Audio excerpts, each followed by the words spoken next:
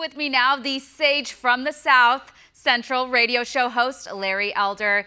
It's great to see your face. Thank you for being here. And Larry, it's usually the State Department that issues these sort of travel warnings, not the NAACP. And this warning is a strong warning to minorities. It's saying go at your own risk. What do you make of it?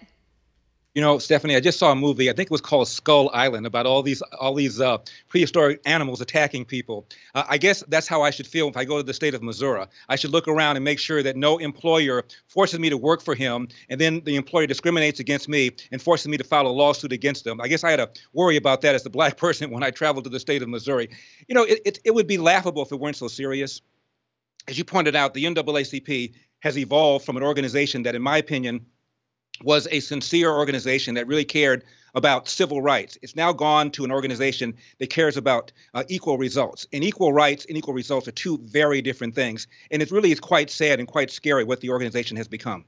And, you know, there is a dark history when it comes to racism and slavery in that state, and we don't want to ignore that, but we also have to move on from it. We're in 2017. We're nowhere near that area, and, you know, the way that they present it, like you said, it's going to be like a jungle out there, and, you know, you're totally at risk just walking in the street the way that they present it, and to me, that's fear-mongering. And I do think a lot of the leaders at the NAACP, they're taking advantage of the people. You know, they are using this platform to make themselves more relevant rather than focusing on the people that they're trying to help. Now, let's actually look at what's in this travel warning. It's, again, a ridiculous stunt, and it all started with Senate Bill 43. Now, Senate Bill 43, what is that? It was a bill intended to make it so that people could not, so there wouldn't be so many frivolous lawsuits. That's all.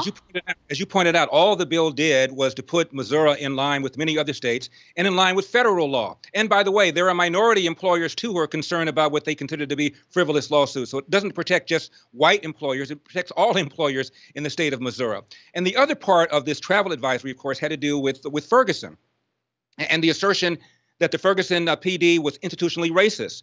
And of course, as you know, Michael Brown did not have his hands up, did not say don't shoot. The whole thing was fraudulent. The cop was completely vindicated. And still, that sparked this Black Lives Matter movement that the NAACP has unfortunately embraced.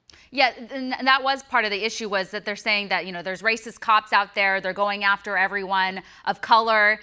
You know, you're not safe if you're a black man on the street, when that's just completely false. We know that 99% of officers they're good people just trying to do their job. Now, if they have to protect themselves and they have to shoot somebody in self-defense, that's not a conversation that they want to have. Now, they issued this warning for the state, yet the NAACP doesn't want to talk about, you know, the gang wars in Chicago. They don't want to even get involved there. And even our president, who just, again, I believe he started the war on cops, he didn't want to address, you know, his hometown.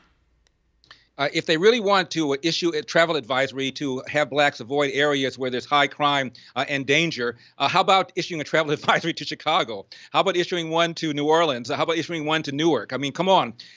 And this whole business about Ferguson being institutionally racist, let's deal with that. The Ferguson report noted that Ferguson had 67% black population. 85% of those who were stopped on traffic stops were black. 18 percentage point gap. And the PD department is almost all white. Go to the other side of the coast, however. New York PD, 25% of New York is black. 55%, Stephanie, of the stops are black. That's a 30-point gap. Yet most of the officers in New York are people of color. Now, if Ferguson is racist because of a 16-point gap, why isn't New York racist with a 30-point gap? And the answer is you can't do it by numbers. You have to do it by behavior. And there was a study that came out in 2013 under the Obama administration called Traffic Stops and Race.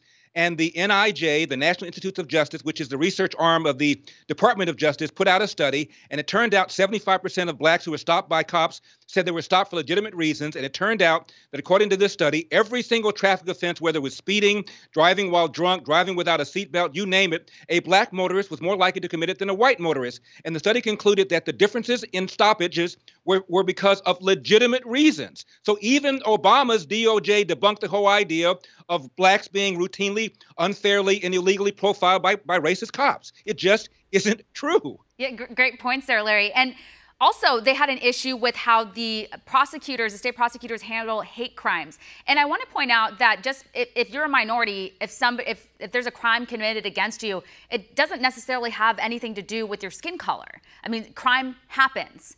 And I want to get your thoughts on that. Now, I'm not big on this hate crime stuff in the first place.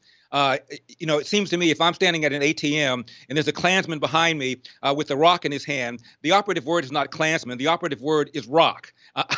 And we ought to talk about violence and not talk about what motivates the violence. And I don't see why certain groups ought to be protected and elevated against other groups. The idea ought to be that anybody that acts in a violent way against somebody else should be punished. And that's what we ought to be focusing on, in my opinion. I mean, any crime would be a hate crime. And so, like I said, the way that they categorize this is totally different than how hate crimes used to be. And so I think they've taken it way farther than it needs to be. And I guess we'll have to leave it there. I'm getting told that we're out of time. But thank you so much. You are definitely a voice of reason in the sea of lunatics.